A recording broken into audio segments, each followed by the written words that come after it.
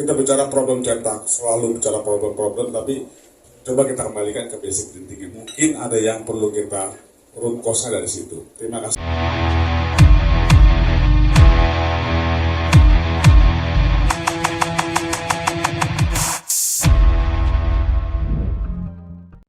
Sekali lagi boleh kita berikan tepuk tangan ya untuk Mr. Jaya Atmaja from Heidelberg. The stage is yours, Mister. Selamat pagi. Salam sejahtera. Assalamualaikum warahmatullahi wabarakatuh.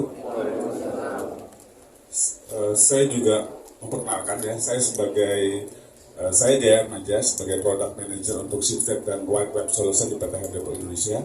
Heidelberg Indonesia adalah bagian dari Heidelberg Masenan Jerman. Jadi kita bagian dari Heidelberg dunia. Saya sedikit flashback ya ketika diminta sama Pak Sam, bisa nggak memberikan presentasi loh, bicara apa Pak gitu kan. Tapi akhirnya kita putuskan untuk memberikan basic printing offset.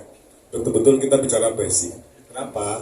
Karena kita bicara problem cetak, selalu bicara problem-problem, tapi coba kita kembalikan ke basic printingnya. Mungkin ada yang perlu kita root cause-nya dari situ. Terima kasih untuk dari teman-teman dari SMK Grafika Umar Said, ya. Mereka adalah our future, Bapak Ibu sekalian. Karena mesin bagus, teknologi bagus, tanpa operator mati, ya. Dan pengalaman kami sebagai printing industry, sebagai penyedia mesin, banyak sekali lag problem itu gara-gara salah operasi. Paling pertama, paling banyak. Dan kita nggak mempunyai cukup mengalami kurang minatnya generasi-generasi muda, Gen Z ke bawah, itu terhadap industri printing. Semakin sulit mencari operator cetak saat ini, Bapak Ibu sekalian. Jadi kita harus dukung sekolah-sekolah grafika untuk memberikan outputnya buat industri kita. Oke. Saya bicara sedikit basic, bukan mengajari Bapak Ibu sekalian, kita sharing di sini. Kadang-kadang kita starting dengan basic untuk memberikan mengetahui apa sih dasarnya sebetulnya. Ya kita start dari sini, ya. Kalau kita bicara basic, ini salah yang paling basic. Nggak bicara orang printing, nggak bicara orang di luar printing. Kita mengenal 3 warna ini sebagai anugerah Tuhan Yang Maha Esa, bahwa kita dikenakan dengan RGB. Karena kalau ini adalah cahaya matahari yang kita dapatkan. Bayangkan Bapak Ibu sekalian, kita sering di market, ketika kita melihat cetakan, seringkali komplain dari usernya, dari brand ownernya terhadap cetakan. Gara-gara cuma satu, salah light source-nya. Karena kalau salah cahayanya, ya salah. Pasti saya menangkapnya biru tua, Bapak mungkin menangkapnya biru merah atau biru muda, dan macam-macam. Jadi nggak ketemu sebetulnya. Makanya, karena warna itu sendiri adalah persepsi. Kembali lagi, warna itu persepsi. Ya, saya suka biru, apapun cetakan saya bilang kurang biru, karena saya suka biru. Tapi kita Ibu mungkin suka merah, apapun warna merah. Ya, mostly in Asian country rata-rata sukanya lebih yang ramai, yang jreng, merah. Maka dari itu sourcing-nya harus betul. Ya, pemilihan sourcing-nya. Sedikit berteori sekali, memang hari ini kita benar-benar basic printing bahwa kita ada penambahan warna. Kalau bicara RGB dicampur 3 jadinya putih, pasti. Dan itu clear. Kenapa? Karena tidak ada pencampuran warna di tengah-tengah yang mengganggu. Tapi kalau kita bicara subtraktif, cyan, magenta, yellow, ketika bercampur, dia nggak jadi hitam. Kenapa? Karena tinta tidak semurni cahaya. Ada pigmen-pigmen lain yang mencampuri. Makanya jadinya seperti abu-abu. Kenapa? Di industri printing itu ada yang namanya K. Bukan black ya, K. K itu bukan apa? Kenapa K? Kenapa nggak black? Karena dia merupakan kunci untuk menyempurnakan bagian-bagian yang seharusnya hitam. Rambut, ya bagian lipatan-lipatan, alis, itu semuanya harus ditambah lagi dengan hitam. Kenapa namanya K? Ya. Kalau kita melihat warna seperti ini, campuran, nah, contoh, mata kita tuh sudah diberikan filter yang cukup kuat sama Tuhan Yang Maha Esa ya. Jadi, kalau bicara filter warna, antara warna, ketika kita melihat warna kuning, kenapa sih kita melihat ini warna kuning? Atau kenapa tutup botol ini warnanya putih? Kenapa putih? Karena kalau ini putih berarti semua cahaya RGB masuk ke dalam kertas ini, maka dia akan terlihat sebagai warna putih. Begitu ada yang terhalang, begitu ada yang terfilterisasi gara-gara yang tampil warnanya cuma satu atau dua, contohnya seperti ini. Kenapa kita melihat warna kuning? Karena yang tampil ke mata kita hanya warna merah dan biru. Warna merah dan hijau, birunya diserap. Begitu nggak ada cahaya sama sekali, apa warnanya? Hitam, gelap. Jadi ini juga jadi source. Kembali lagi nanti kenapa sih korelasinya dengan industri printing kita? Ketika kita mencetak itu perlu ada yang namanya cahaya untuk melihat cetakan Bapak Ibu. Itu ada aturannya, ya. Ada aturan yang nggak cuma sekedar lampu nyala. Jadi ya ada namanya berapa derajat Kelvin yang harus disiapkan terangnya. Karena terang beda. Kok kalau di mall-mall bagus-bagus ya wajunya ya, kok begitu di rumah jelek? Karena biasanya kalau di mall biasanya menggunakan lampu TL yang menggunakan warna biru. Sehingga apapun yang kalau dikasih biru akan terlihat bagus. Begitu sampai rumah kok kuning. Karena seharusnya berbeda. Ini juga cetakan sama ngeliat seperti itu. Jadi kalau ganti lampu di mesin Bapak Ibu sekarang tolong itu ada 5.000 sampai 6.000 dan 6.500 derajat Kelvin luminance. Terus baru dari printing kita membagi ini menjadi titik-titik untuk gambar, ya, campuran cetakan. Oke, kita kembali ke menu utamanya adalah basic printing option. Ada yang tahu ini apa Bapak Ibu sekalian? Ada yang tahu? Mungkin nanti ada hadiah dari pasar kalau yang sudah tahu. Nggak tahu. Ya ada hadiah, ada yang tahu? Ada yang mau mencoba peruntungan? Nanti saya kenal namanya ya Pak. Oke, ada yang mau? Yang sebelah kanan apa, sebelah kiri apa? Oke, nggak ada yang tahu? Ya. Justru kita belajar ya, jadi tahu gitu. Hari-hari yang namanya plat, cetak offset, ini. Ya, jadi kalau cetak offset, ini adalah hari-harinya. Jadi, Pak, kan putih biasa Pak. Kan putih gitu, kan juga seperti ini. Diperbesar ribuan kali akan seperti ini. Ya, disinilah tempat bermula kualitas Anda dimulai. Bagaimana Anda bisa mengkolek, bagaimana Anda bisa memaintain bagian yang ini. Bagian yang ini. Ini adalah bagian non-image area, atau bagian putih, atau bagian non-gambar. Sementara yang titik-titik ini adalah dot. Dot yang perlu yang akan kita produksi. Ya, raster. Ini ketika di bagian light, ini di bagian shadow, atau di bagian gelapnya. Seperti ini. Jadi ini cuma kebalikan. Jadi tugas kita adalah memaintain ini. Setelah nanti mungkin dijelaskan screen ya, dengan orang screen akan menjelaskan tentang prepress. Ini adalah bagaimana kita memaintain ini. Ini tugasnya adalah tugas operator. Kadang-kadang inilah jadi sumber utama masalah di offset. Sumber utama. Jadi tolong jaga ini dengan baik. Oke. Bisa dibayangkan Bapak Ibu, bagian yang ini adalah menerima air. Bagian yang ini menerima tinta. Tinta dan air tidak saling ketemu. Nah, makanya nanti ketika air di sini, ketika air masuk, maka yang bagian ini pun kena air. Tapi posisi dia licin seperti daun talas lah kalau kita bilang. Jadi dia licin, air tetap masuk tapi nggak nempel. Bayangkan kalau air terlalu banyak di sini, ketika didorong dengan silinder seperti ini, maka di ujung-ujung putih ini akan terjadi kebanyakan air. Makanya kalau operator, Pak, kebanyakan air, dari mana kebanyakan air? Karena di ujung solidnya ada warna percikan air. Gara-gara ini. Jadi air tolong dimaintain dengan baik. Jadi kita akan bicara air, tinta, dan hari ini cuma bicara ini. Prosesnya seperti ini Bapak Ibu sekalian. Pertama dikenakan air, setelah itu dikenakan tinta. Begitu kena air, maka bagian yang tidak mencetak akan pegang air, dan bagian mencetak akan hanya mengambil tinta. Ini prinsip utamanya. Dari sinilah problem itu berlanjut, dan dari sinilah problem itu kemana-mana larinya. Gara-gara cuma basic prinsipnya yang nggak ketemu. Ya. Kalau kita lihat seperti ini, baru setelah itu baru ditambahkan lagi yang namanya blanket. Jadi air di sini masuk, ya, pindah ke plat. Ketika setelah selesai di plat, saya dan kami atau industri printing itu udah nggak memerlukan air lagi sebetulnya di sini. Ketika nggak memerlukan air lagi di sini, maka di sini sebisa mungkin air sudah kering.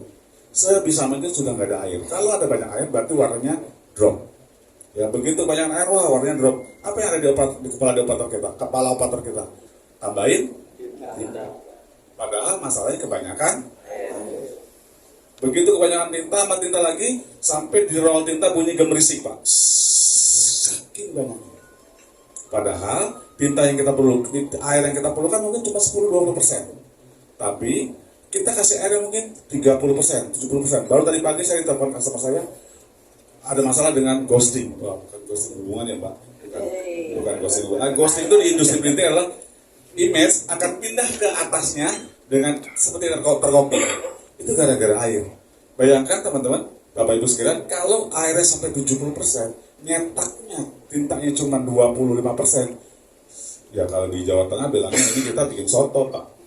Banyakkan kuahnya dibanding isinya. Padahal prinsip nyetak itu memindahkan tinta dari pelat ke blanket ke kertas, bukan memindahkan air. Saking banyaknya air sampai di bak tinta. Sampai di bak tinta, sampai saking banyaknya. Ketika seperti ini, warna akan drop pasti. Karena di dalam kandungan tinta itu ada banyak air. Begitu dikeringkan, cement. Betul nggak? Cement yang ada di kepala kotor apa ya biar tidak cement? Nambahin powder. Dibanyakin powder. Debunya kemana-mana. Ya, begitu mau dilaminasi, selesai urusan. Ya kan? Selesai. Atau dilaminasi atau di UV, bermasalah. Gara-gara cuma satu. Pak, boleh nggak sih pakai alkohol yang murah-murah? Kalau saya lebih baik pakai alkohol yang mahal sekalian, ya, yang mahal sekalian. Kenapa? Pakai alkohol yang mahal sekalian lebih bagus ketimbang pakai alkohol yang biasa aja atau bahkan, saya ada beberapa industri di luaran sana yang ngedrive kita untuk menggunakan free alkohol. Padahal cuma kontennya ditambahkan kandungan alkohol, tapi intinya di proses tadi akan terganggu. Karena alkohol itu tujuan utama alkohol itu adalah menurunkan tegangan permukaan, sehingga dengan setetes dia lebih lebar, memberikan coveringnya. Itu tujuannya, bukan masalah ini alkohol apa enggak alkohol. Saya lanjutkan, ini dia. Kita harus memisahkan antara yang putih ini dengan yang merah. Nah, kalau seperti ini kita nggak perlu lagi baru bicara. Baru nanti dari sana baru bicara dot gain, baru bicara segalanya. Tapi utamanya dari sini dulu. Ya. Kalau bicara ini di kali ini saya akan lebih banyak menguras banyak masalah air. Karena ini sumber utama masalah. Selebihnya nanti kita bisa diskusi. Memang nggak akan selesai dalam satu sesi ya Pak, nggak akan selesai dalam setengah jam, nggak akan selesai. Tapi kita coba sedikit tajamkan. Ya. Tujuannya apa? Agar para pebisnis paham nih. Ini kan hari-hari kerjaan operator Pak. Hari-hari mereka berkutat dengan problem ini gitu. Kenapa sih kok warnanya nggak bright ya? Kenapa nggak bright? Karena tinta cetak offset itu mengering dengan menyerap dan berpolimer ketika ketemu oksigen. Prinsipnya itu.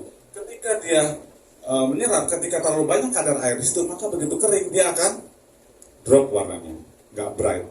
Itu kenapa kalau yang namanya UV printing betul-betul shiny. Kenapa? Karena begitu siap, begitu kering, begitu tercetak langsung kering, nggak ada momen lagi.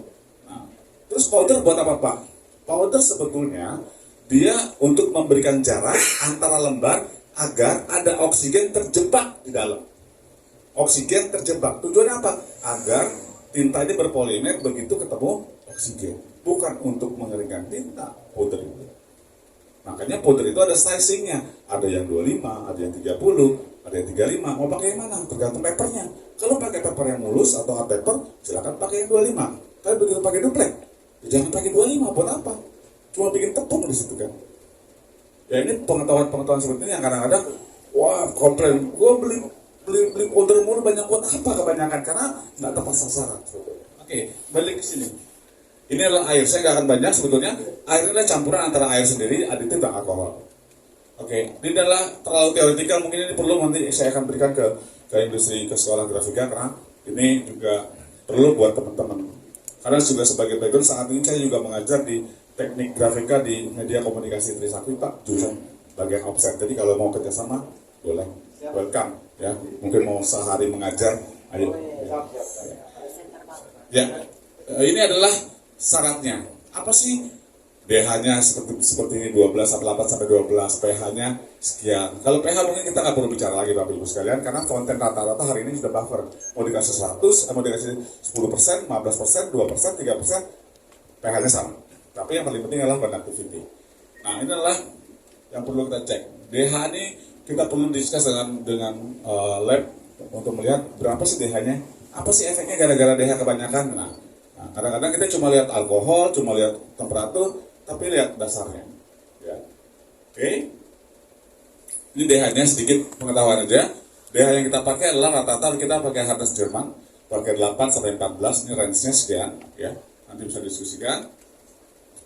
Mohon maaf kalau terlalu teknikal ya Bapak Ibu sekalian, tapi ini perlu diketahui oleh Bapak Ibu sekalian agar begitu ada masalah bisa di root cause-nya diambil. Nanti materi ini bisa diambil sama di Pak di Trijaya, silakan. Sudah saya sudah share materinya, silakan nanti dibagikan kalau memang diperlukan. Ya kalau bicara kenapa sih perlu pH gitu kan? Tinta cetak itu mainnya di 4 sampai 5. Kita bisa lihat bahwa antara range 4 dan 5 dia mengambil semua sisi sebetulnya. Ada bagus acceptatingnya, ada kan running platnya bersih, korosinya sedikit, jadi efek untuk coating juga. Jadi diambil yang paling tengah. Kenapa dia paling 4,5 sampai 5? Tapi gak usah khawatir Bapak Ibu sekalian, karena konten sekarang sudah buffer. Ya. Kenapa sih kita perlu adjust buffer konten ini? Kenapa? Pertanyaan berikutnya adalah kenapa harus 4,5? Kenapa harus 4,5 sampai 5? Kenapa?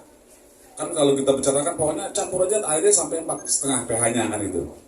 Apa sih sebetulnya yang dijaga? Kenapa? pH ini di air ini tujuannya adalah untuk memaintain bagian non-image area.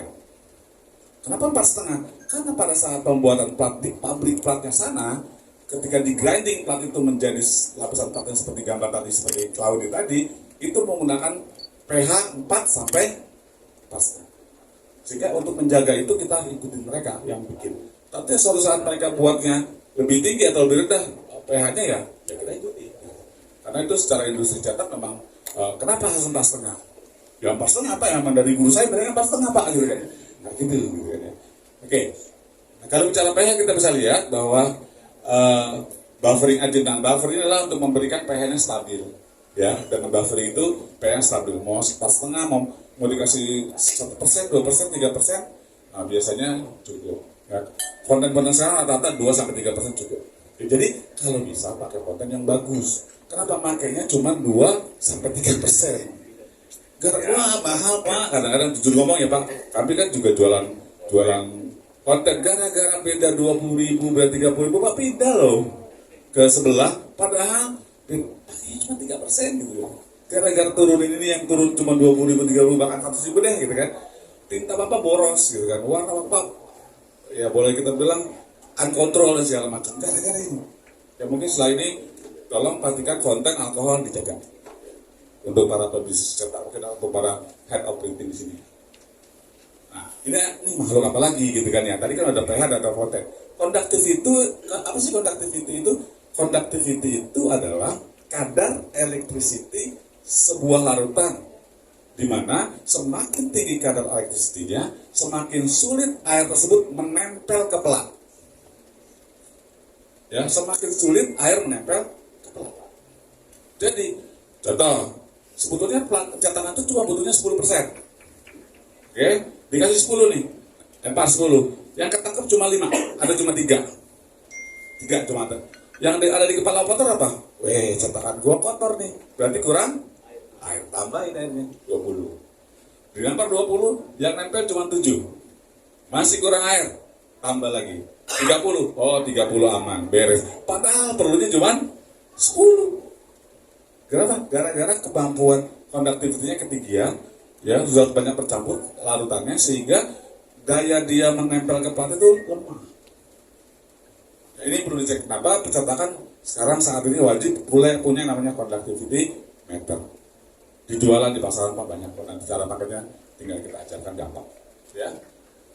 Dia di cara mengeceknya kita dengan satuan microsiemens ya. Ya, atau bisa beli alat di sini, silakan bawa beli alatnya, silakan. Banyak di market, tinggal dilihat conductivity. Yang diperlukan conductivity-nya adalah antara 1000 sampai 1500 range gitu. Ya. Nah, dia akan berpengaruh kalau kontennya kebanyakan, konduktivitinya naik. Kalau alkoholnya banyak, konduktivitinya turun. Ya, itu range seperti itu. Makanya perlu dicek. Jadi untuk memberikan dilution tergantung dari air kita yang kita pakai tadi, base airnya, base water yang kita pakai. Nah, terus apa surface tension itu? Ya, apa surface tension? Nah, ada lagi istilahnya surface tension, tegangan permukaan. Jadi tegangan permukaan itulah kemampuan air untuk bisa rata di permukaan pelan. Kalau dia tegangannya tinggi, berarti dia akan sulit. Contoh untuk menutupi sebagian ini, maka akan perlu 1, 2, 3, 4 atau 5 gundukan ya yang kita perlukan. Yang tadi saya bilang air jadi banyak. Padahal kalau ditambahkan dengan alkohol, ya kita bisa lihat. Nah, ini adalah yang ditambahkan alkohol. Dia akan melebar. Ini akan menggulung seperti ini. Kenapa? Kembali lagi, pakai konten yang bagus, pakai alkohol yang bagus, ini akan melebar sehingga jumlah air yang kita pakai nggak perlu banyak-banyak. Cepat kering tintanya, tintanya nggak boros. Saya pernah ada workshop ya Pak, workshop yang ISO 12447. Kita cetak dengan standarisasi SOP yang betul-betul kita ikuti. Setelah turun cetak, cetakannya solid, ya normal print out. Setelah mungkin sekitar 1,5 meter, setelah print out, ya pakai motor tapi sedikit sekali 2-3%. Setelah turun, yang paling gemuk, maaf ya tidak Budi ya, dan saya Pak Lil.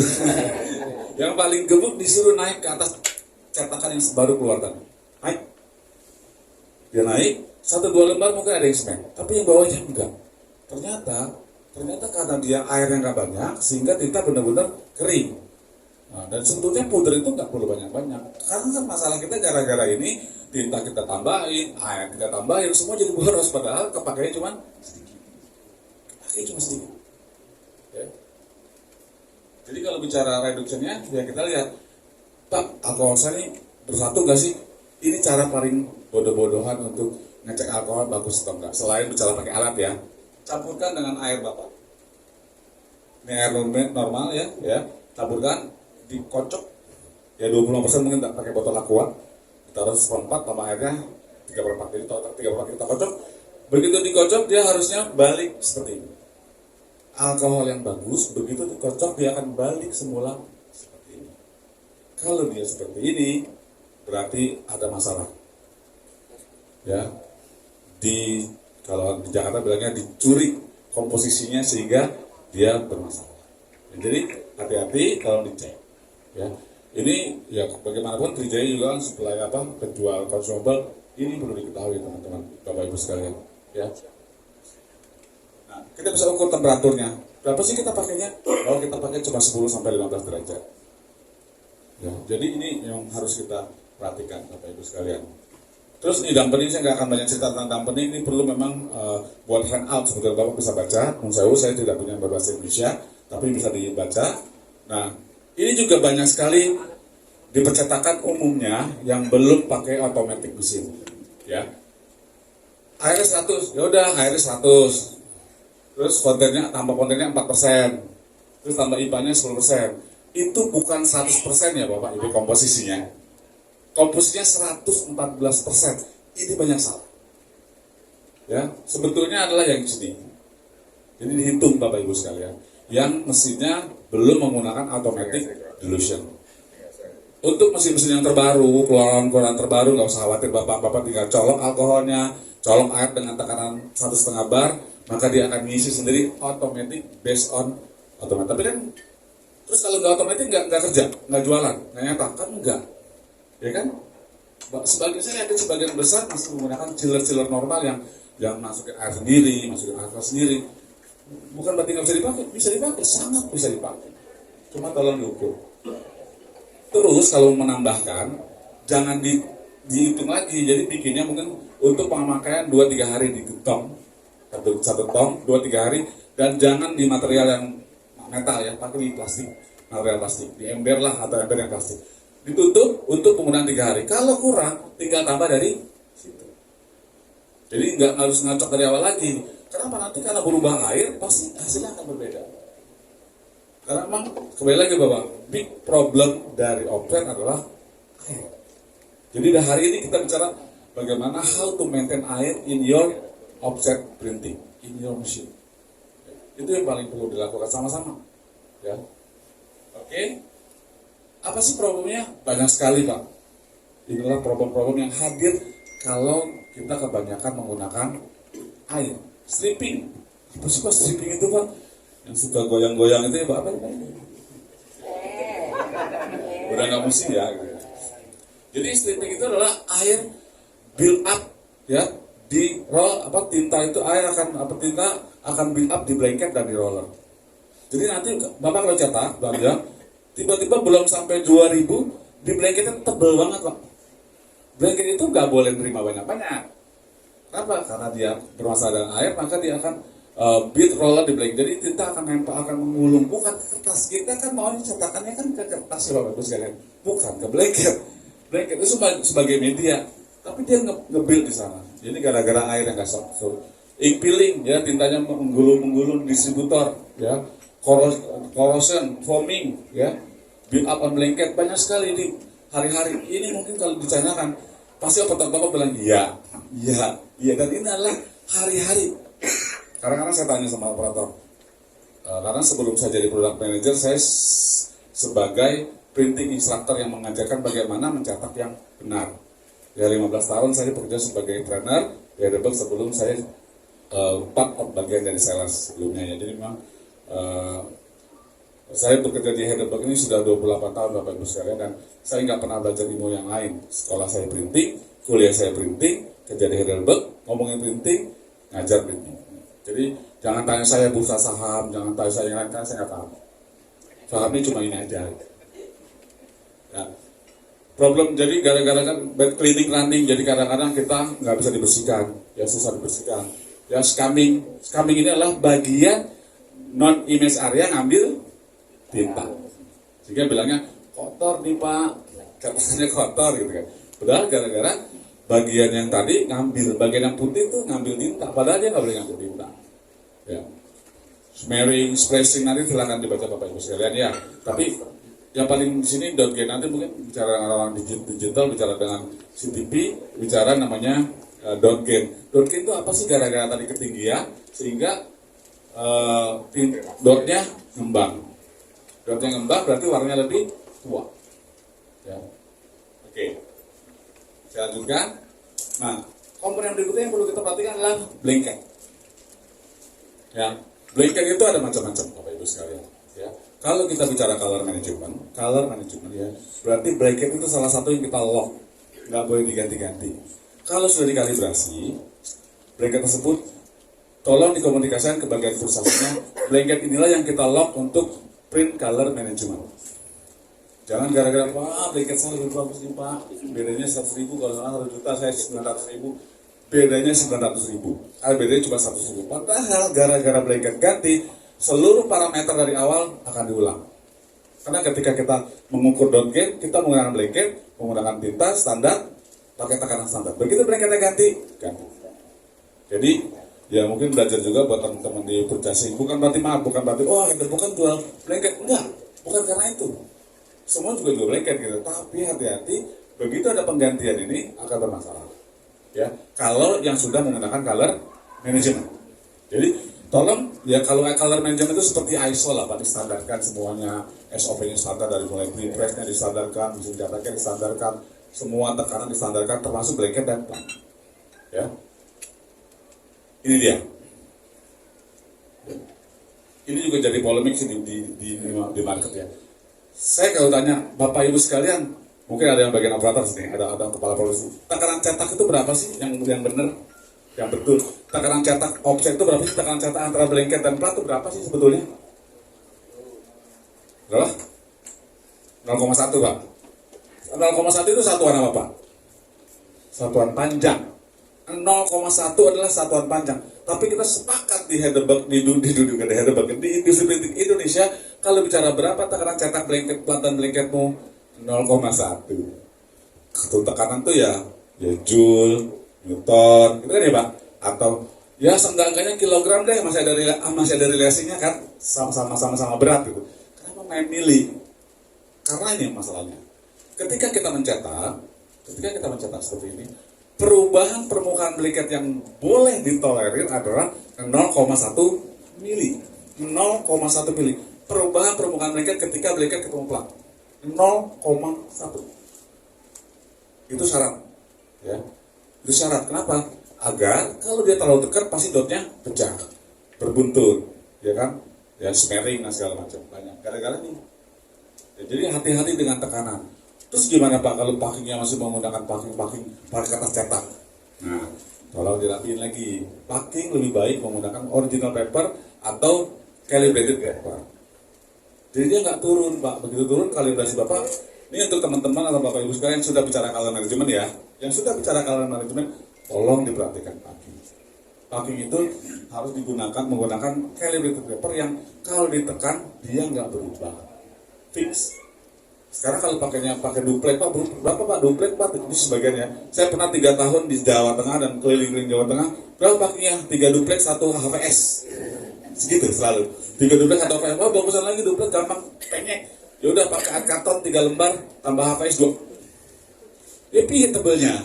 Kan nggak tahu tebelnya. Karena plat blanket itu yang zaman yang sekarang ya itu rata-rata 2,30 mili. Blanketnya ada yang tahu berapa? Oh ada Pak, dapat hadiah ya Pak. 195 karena yang jual blanket ya. 195 2,35 2,30 minus 195 berapa? 0,35 ya plus minus 0,4 deh kalau warna biru dan jadi itu harus dihitung kalau nggak akan kemana-mana masalahnya ya. Jadi perhatikan bahwa kalau dia nggak terlalu tekan akan seperti ini Bapak Ibu sekalian, dotnya akan pecah. Gambar sudah nggak bisa dikontrol. Tapi dengan bicara catatan airnya sudah beres. Air sudah beres baru kita bisa. Oke. Saya cuma dikasih waktu setengah jam sama Ibu ini bahwa saya harus tambahin lagi Pak. Sudah berapa lama Bu? Oke. Nah, ini adalah blanket. Ya. Blanket itu ada macam-macam. Ada blanket compressible, ada non compressible. Compressible itu apa sih? Ya, tadi kayak gini. Jadi ketika ini bedanya blanket compressible ya. Ketika ditekan atasnya sama pelat, yang berubah itu bukan permukaannya Bapak Ibu sekalian, tapi bagian yang dalam. Jadi yang absorb bawahnya, kalau kayak di mobil kita Pak, jadi ketika kita naik ada gundukan, yang berubah itu bukan tempat duduk kita, tapi pernya yang main. Kan kalau kita naik kijang lama itu Pak, kijang doyok itu kan, kita ikut goyang dah gitu kan. Mungkin saya yakin udah nggak ada mobil-mobil Bapak Ibu sekalian sudah tenang ketika bawahnya bergelombang. Nah ini adalah bawahnya, ini absorbnya di sini, bukan permukaan. Jadi kita sebisa mungkin permukaannya nggak berubah, dan 0,1 itu standar maksimum. Kalau pakai mesin terbaru nih ya, sedikit promo mungkin, kalau pakai Heidelberg terbaru Bapak nggak usah khawatir. Kenapa? Karena begitu udah over dia akan bunyi, tik, tik, tik, tik, tik, tik. Ya, akan ngasih tau, sorry lu punya tekanan ketinggian, akan di warning gitu kan ya. Oke, kalau enggak akan tadi seperti ini, akan jadi seperti ini. Nah ini adalah blanket, nah ini adalah bentuk kalau kita lihat besarkan, ada rubber layer, ada pabrikan, ada sama ada cover pad. Ini adalah yang nanti berbentuk kayak ini, bukan atasnya. Sebisa mungkin, ya. Oke, ini ada beberapa macam jenis blanket, nanti tinggal disesuaikan dengan kebutuhan. Kita lihat di sini, ini blanket kalau kita tes key spring, ini key spring. Kalau key spring itu, jadi blanket ini kita key spring, nah, kita lihat, cuma tas ya, key spring cuma nempel aja, ya harus rata. Kalau yang nggak betul, akan seperti ini Bapak Ibu. Ya, beli di mana nih? Oh beli di Berjaya. Berjaya dari Heidelberg ada blanketnya. Ya, kita akan coba sourcing yang betul gitu kan, karena blanket itu kan ya seperti ini, di kis nih coba dikasih kis cuma nempel aja rata. Kalau nggak rata, bayangkan Bapak Ibu Bapak akan kejar-kejar sini. Ini kenapa dot yang di sini lemah ya, gitu kan? Ini kenapa dot yang di sini tebel ya, gitu. Ini kenapa warna wajahnya yang di sini lebih tua, yang di sini lebih muda? Gara-gara yang ini nggak dapet. Kalau nggak ditambahin tekanan sama operator, ya nggak keluar gambar, betul nggak Pak? Untuk menambahkan ini agar dapat gambar, yang ini berarti over. Kan satu bagian. Ketika ditambahkan sampai dapat nih, seperti yang seperti sini, seperti ini nih, rata nih ya.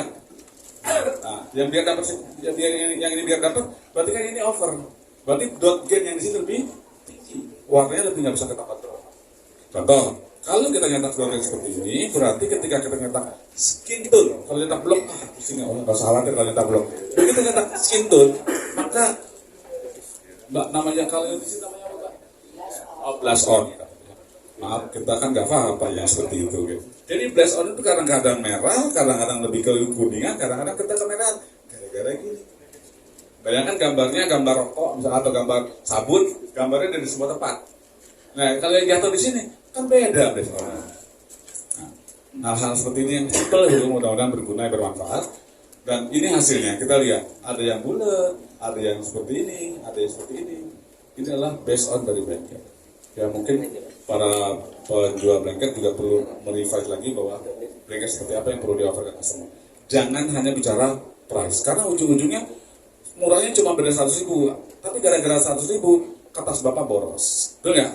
Tinta bapak boros, produksinya lama. Mesin itu sejamnya ada hitungannya, sejamnya berapa sih? Kita bisa hitung harga mesin sekian akan dipakai untuk 15 tahun,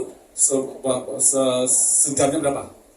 Ya, sebagai gambaran ya, sebagai gambaran untuk mesin 4 warna plus kota, 4 warna aja normal, itu per hournya mesin itu perlu sekitar 4 sampai 5 juta per jam. Cost mesin, ya, cost mesinnya.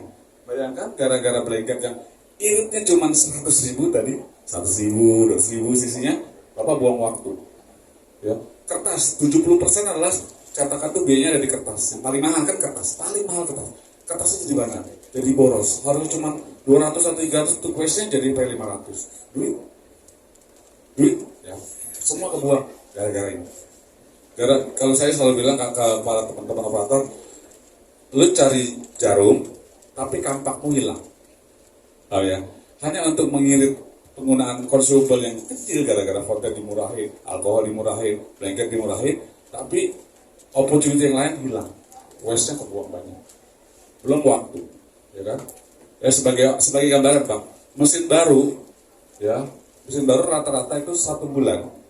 Ya dengan teknologi terbaru ya, yang pasti sudah link dan segala macam, itu sekitar 3 juta sampai 4 juta sebulan. Rata-rata. Oh, saya tua Pak. Oke, saya tua 2 juta. Misalkan. Ada nggak sampai segitu? Kalau enggak, turun lagi. Berarti kurang produktif. Ya, macam-macam sih. Bisa gara-gara gini, bisa juga gara-gara operator juga. Ya, karena kalau mesinnya baru, masih kayak gitu juga, berarti kan kita perlu diskus. Oke, ini beberapa sampel. Nanti silahkan dibaca. Ya makanya packing kita perlu berubah, perlu kita tambahkan atau 0,01 blanket tadi, inilah 0,01 ya perubahannya. Nah, ini mungkin dari sisi cetaknya. Berikutnya adalah bagaimana kita melihat cetakan, Bapak Ibu sekalian. Ya, ini mungkin cat terakhir ya. Bagaimana kita melihat cetakan. Jadi cetakan itu tolong dilihat bukan dengan mata memang pasti melihat, gitu kan. Tapi tolong diukur. Sudah mulai Bapak Ibu sekalian. Nanti ada klien-klien kita yang akan minta, saya minta delta E-nya sekian, saya minta LAB-nya sekian. Mata kita nggak bisa mendetermin itu, nggak bisa mengkalkulasi itu. Makanya perlu namanya alat ukur. Yang online maupun offline, silakan kita bentuk Bapak Ibu sekalian. Inilah yang beredar di market ya. Nggak promo semuanya ada, gitu kan ya. Silakan dicari sendiri. Inilah alat-alatnya. Apa sih sebetulnya? Nah, kita bicara yang nomor satu, orang bicaranya density. Density adalah berapa ketebalan tinta di atas permukaan kertas, kan gitu. Ketebalan. Nah, 00, 0,30, 100, 2,0. Nah, inilah yang menjadi standar. Sebaik-baiknya tinta adalah, ini yang jualan tinta ya. Sebaik-baiknya tinta adalah dengan lapisan tipis tapi warnanya sampai. Biasanya kalau tinta itu kan ada zat pengisi, ada tinta, ada pigmen. Biasanya kalau tinta kita umumnya di Indonesia itu untuk dapat warna tua harus tebal. Nah, berarti kadar pigmennya rendah. Kenapa sih cetakan besar itu saya pakai high dense? Lebih mahal, iya, tapi pakainya lebih sedikit. Ya, tinta high dense itu memang lebih mahal, tapi pakainya lebih sedikit. Ujung-ujungnya sama, problemnya lebih sedikit, tapi problemnya sama. Nah inilah kita ukur. Jadi bukan berdasarkan, oh ini warnanya oke. Kan sering sekali pada cetakan tradisional itu Bapak Ibu sangat tergantung dengan satu operator kepala. Semua dia yang ngecek. Kalau nggak ada dia, nggak bisa. Ya kan? Kalau dia nggak masuk, yang lain pusing. Kan sayang Bapak, cetakan sebegitu besar, industri Bapak investasi begitu mahal, mesinnya mahal, tapi gara-gara satu orang Bapak nggak bisa produksi. Nah, makanya kita perlu alat ukur. Ya, kita bisa baca alat ukur seperti apa. Nah, Dia mengukur apa aja, ya. Ini kita bicara kalau bicara densitometer dia nggak bisa mengukur warna, dia hanya mengukur tebal tipis, hanya tebal tipis tinta. Next dari densitometer adalah kita mengukur warna, di mana dia bisa membaca sebagai panjang gelombangnya terbaca. Ya, oh warna ini nih HKS 8 berarti L-nya 62, A-nya 61, B-nya 74. Kalau sudah bawa angka ini Bapak Ibu sekalian, Bapak bawa ini kemanapun hasilnya sama. Jadi kalau Bapak nanti ketemu buyers dari US, dari Amerika, atau dari Europe, dia minta, saya minta LAB-nya ini. Nah, begitu LAB-nya ini, warnanya akan sama. Ya kan kalau bawa sampel kadang-kadang kan jauh kan, dia coba minta LAB. Sekarang sebagian besar, kayak Adidas, kayak Nike, itu semua udah ngirim, dan print di Indonesia, mereka hanya mengirimkan data ini. Saya minta datanya ini. Nah, masing-masing warna punya data. Ya, kalau kita bisa lihat, nah, ukurnya dia akan mengukur. Kalau densitometer hanya mengukur ketebalan, kalau spektro namanya dia akan mengukur panjang gelombang. Panjang gelombangnya berapa? Dari situ akan ketahuan delta I-nya berapa. Ya, delta I yang di bawah, yang di orang packaging ini berapa? Di bawah 2. Bahkan ada yang minta di bawah berapa? Pas moko. Di bawah 1. Suruhnya pakai satu. Udah mulai kayak gitu, di bawah 1. Bagaimana gitu? Bawah 1 tuh operator udah nggak lihat loh Pak. Orang umum udah nggak lihat. Di bawah 1 itu orang umum udah nggak lihat. Operator masih lihat. Sedikit sekali. Ya, kalau di oke lah gitu. Kalau bicara packaging Bapak Ibu sekalian ya, kenapa? Karena nanti packaging ini akan dijajarkan di supermarket. Nggak boleh beda. Kalau itu sih ya, oke lah ya. Uang. Ya. Nah, ini cara kerjanya. Jadi dia akan ukur tintanya, proses colornya berapa, referensi spektrumnya, dia akan ukur berapa LAB-nya atau LCH, ada yang pakai LCH, ada yang pakai LAB. Itulah angka-angka yang akan dipakai oleh user kita, terutama untuk buyer internasional. Ya, jadi bukan karena si A, karena si B, karena si C. Karena kalau karena si A, si B, si C, tanggal 1 dengan tanggal 25 beda Bapak Ibu sekalian. Kenapa? Habis gajian. Ya, habis diseneni bojone yang nang omah sama lagi happy. Karena warna itu kembali ke persepsi. Jadi tolong diukur. Ya, bagi-bagi yang menjual toko silakan diukur customernya. Nah, ini bicara ya sedikit teori. Ini adalah bicara aplikasinya. Jadi tinta warna itu kita bagi atas bawah terang gelap, ya, kiri kanan itu chroma gitu kan, ACH atau A itu antara green dan aksis antara red dan green, B itu yellow ke blue. Jadi yellow ke blue ini yellow ke biru, sementara A itu adalah green, red ke green. Nah, di sini arahnya. Sementara L itu adalah luminance. Makin kecil angkanya semakin terang. Makin ke atas semakin terang. Kalau ke samping seperti ini, kalau lihat bentuknya seperti ini. Maka si LAB itu apa sih Pak sebetulnya? LAB itulah koordinat warna dari ICC International Color Consortium. Nah, ini kita bisa baca, nanti kita bisa diskusikan Bapak Ibu sekalian. Dan ini next level ya. Ini Bapak untuk yang sekolah printing ya Pak. Untuk di kuliahan ini itu 2 semester Pak. Coba membicarain colorimetric seperti ini. Ya, jadi boleh baca. Tapi sekarang gampang, bukunya banyak, jadi kita bisa share.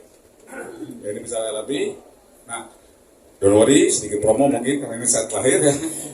Ya, kalau di mesin-mesin sekarang sudah ada yang namanya alat pengukur yang integrated di mesin.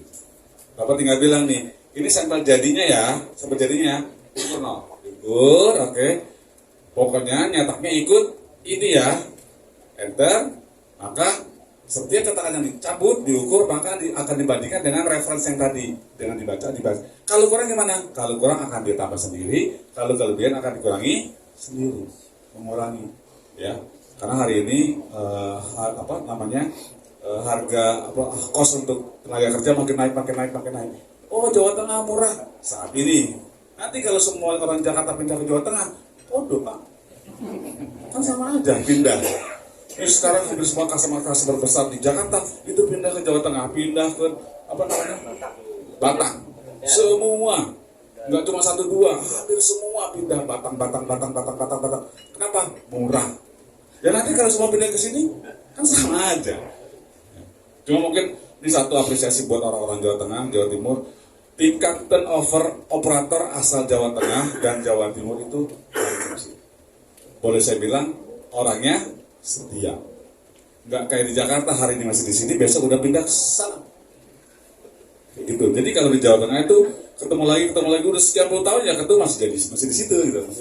Nah itu kelebihan. Terima kasih orang teman-teman dari Jawa Tengah. Kenapa? Bahkan ada satu percetakan ya, ini bukan bercanda. Ada satu percetakan di Bandung, mereka nggak mau kalau operatornya dari Bandung. Nung Sewu yang dari Bandung, maaf bukan mengkritikkan suku tertentu.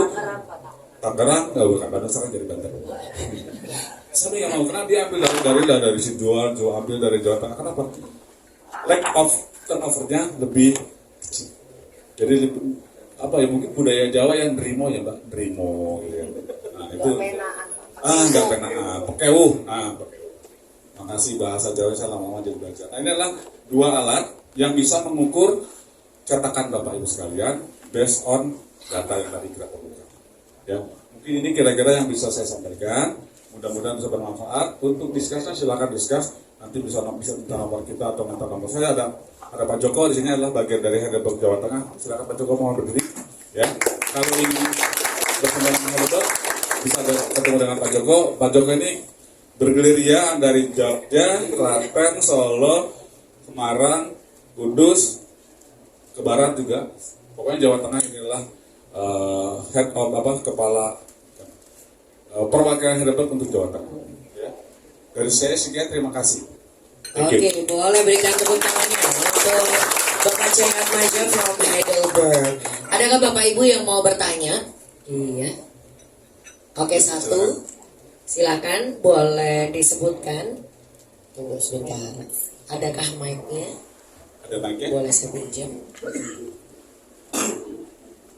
Saya senang nih kalau ada yang bertanya.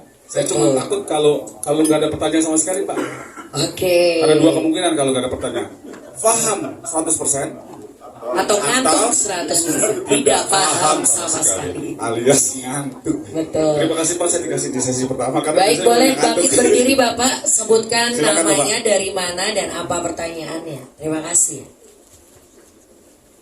Assalamualaikum warahmatullahi wabarakatuh. Waalaikumsalam warahmatullahi wabarakatuh. Dari mana Bapak? Nama Bapak? Tunggu. Saya samperin aja deh. Kayaknya mic-nya belum nyala nih. Mari. Oh iya.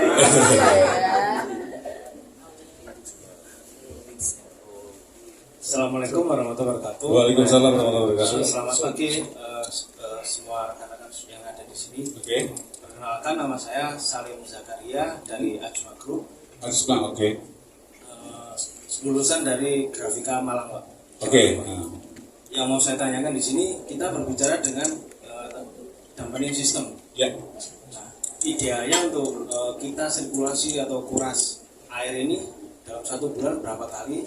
Oke. Kemudian untuk filternya berapa kali kita ganti dalam 1 bulan? Oke. Ya. Oke, terima kasih ya. Kembali lagi Bapak, sorry, saya tanya lagi. Di Asma sudah pakai conductivity meter? Sudah, Pak. Sudah. Kita masih auto, Pak. Udah auto? Oke, dikalibrasi ya? Iya. Oke. Ya.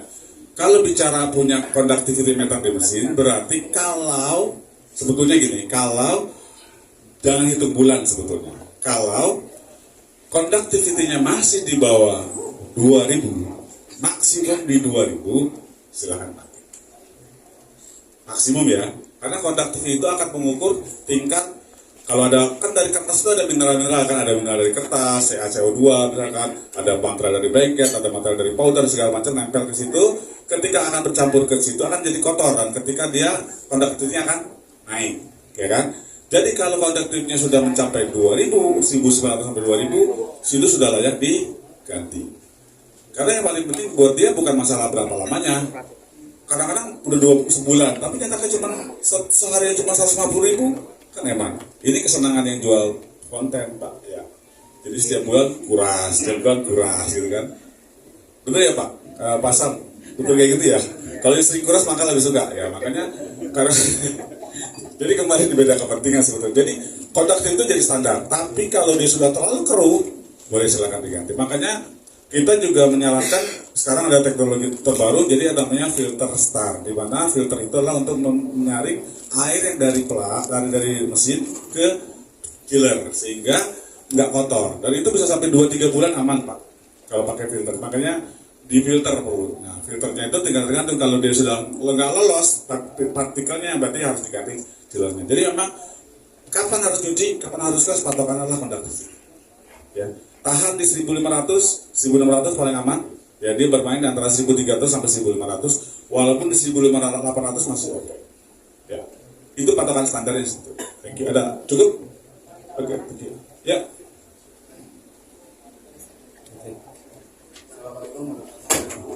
Salam. Perkenalkan Bapak Ibu hadirin semua, saya Fajri dari PNS Klaten. Oke. Nyambung pernyataan dari siapa tadi?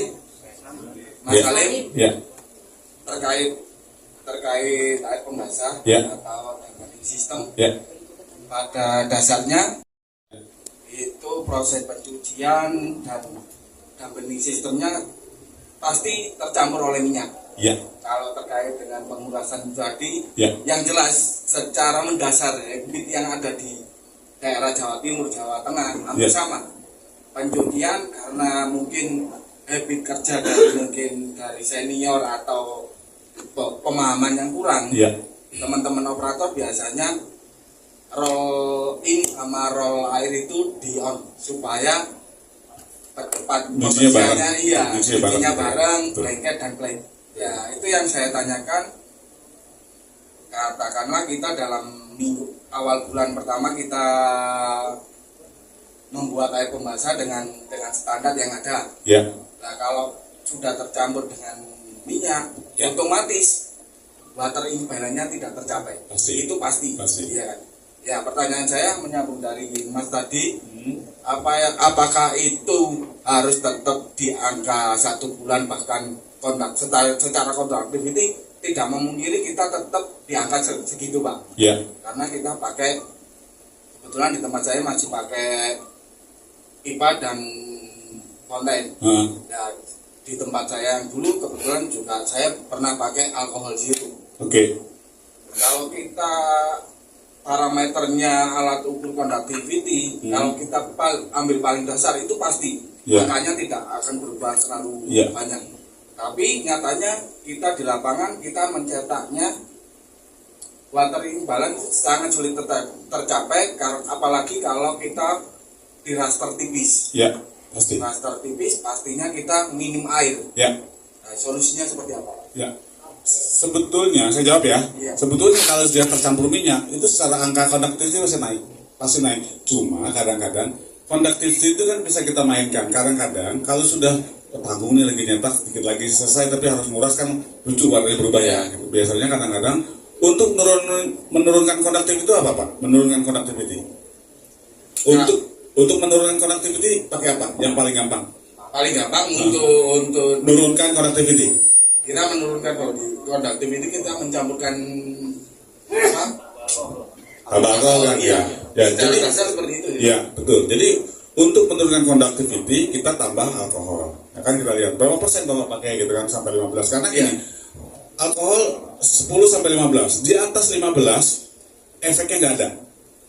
Sangat beresiko, raster Iya. tipis bakal hilang, Pak. Ya, sangat jadi kalau di atas 15% alkohol itu nggak pengaruh apa-apa, cuman Iya. ngaruh ke kantong. Iya sih. Karena buang Menguap. ya, dia muak. Karena dia hanya bekerja sampai di maksimum di 15%. Jadi untuk menjaga itu, ketika sudah ditambahin alkohol, konduktiviti pasti berubah, naik gitu kan ya. Tapi kita lihat, kadang-kadang kita juga perlu visual, oh kotor enggak, ya kan banyak minyak enggak. Kalau biasanya banyak minyak, biasanya itu minyak dan air kan akan mengambang di atas chiller kan. Kalau ada minyaknya, Iya. ya biasanya kalau mengambang chiller. Makanya kalau pada saat nyuci, ya memang kembali ke mesinnya. Kalau mesin-mesin terakhir nggak usah khawatir Pak, karena begitu nyuci, air sama alkohol, air sama tinta udah pasti pisah. Nggak akan masalah. Ya. Nah, itu mohon maaf saya begitu mungkin untuk bisa diaplikasikan di mesin yang secara otomatis baru, Betul. pompanya baru. Ya. Tapi kita bicara katakanlah kita punya mesin Speedmaster Ya. CD 102 ataupun Speedmaster 102 yang notabene memang masih manual, kita pakai chiller manual, pencampurannya Tapi udah pakai alkaler ya? Iya, Udah pakai alkaler. Oke. Karena pakai alkaler itu mungkin habit teman-teman dari operator untuk mencuci lebih cepat, mereka Ditempelkan. ditempelkan semua dalam artian roll air bersih, roll tinta bersih, plat juga bersih. Mungkin itu bukan tidak tahu, mungkin mereka belum paham akan hal itu, Pak. Ya. Karena memang kalau pada saat pakai alkaler ya Pak, kalau sudah pakai alkaler, maaf ya Pak terlalu teknikal ya. Kalau sudah pakai alkaler, biasanya pada saat cuci dia otomatis yang namanya air sama tinta nyatu. Iya. Otomatis. Kalau dia terlalu tekan atau terlalu tekan, tinggal bagaimana nyetelnya. Makanya di alkaler itu yang paling krusial adalah menyetel intermediate roller. Kalau salah nyetel intermediate roller itu nggak akan ketemu. Sedikit gambaran, syarat menyetel roller intermediate adalah roll tinta sudah di setel. Roll tinta sudah di setel. Ada pelat, dipasang pelatnya. Roll tinta masuk, roll air masuk, disitulah Anda boleh baru memasukkan setelannya. Kalau itu nggak betul cara nyetelnya, nanti kita diskusi Pak. Nanti saya kasih bagaimana cara nyetel yang betul ya Pak. Tadi mohon maaf untuk solusi air pembasah itu tadi, apakah kita harus buang dan buat lagi atau kita hanya untuk menambahkan IPA lagi? Kalau lagi jalan, tanggung nih Pak, tinggal 2.000 lagi, itu mau ganti, ya. Kalau tinggal 2.000 lagi ya udah tambah alkohol dulu. Setelah itu baru cuci, karena pasti akan beda warnanya kan. Iya. Nah jadi tergantung kondisinya, ya. Teori tapi aplikasi di lapangan. Kalau tinggal 3.000 lagi, masa sih harus kita kuraskan? Kalau bisa ngurusnya setelah jobnya selesai, sebisa mungkin. Tapi visual efek juga kita mesti lihat. Ada minyak kah? Terlalu kotor kah? Terlalu keruh kah? Itu juga perlu. Tapi kalau conductivity secara angka itu perlu kita cek. Ya, thank you. Terima kasih. Oke, baik. Terima kasih. Mungkin nanti bisa dilanjutin Boleh, ya Pak ya. nanti Kayaknya ya. ini udah konsul pribadi nih jadinya. Ya. Oke, boleh kita berikan tepuk tangannya sekali lagi. Terima kasih. Saya mohon maaf kalau paling banyak bicara, paling banyak salah. Ya. Kalau ada kekurangan mohon maaf. Kalau ada kelebihan silakan dimanfaatkan. Mudah-mudahan bisa bermanfaat. Dari saya mewakili PT Heidelberg Indonesia. Terima kasih atas undangan ini dan kita bisa berbagi sharing ilmu. Selamat siang. Oke, terima kasih Bapak Jaya ya Pak. Loh, kok malah aku dikasih ini ya Pak.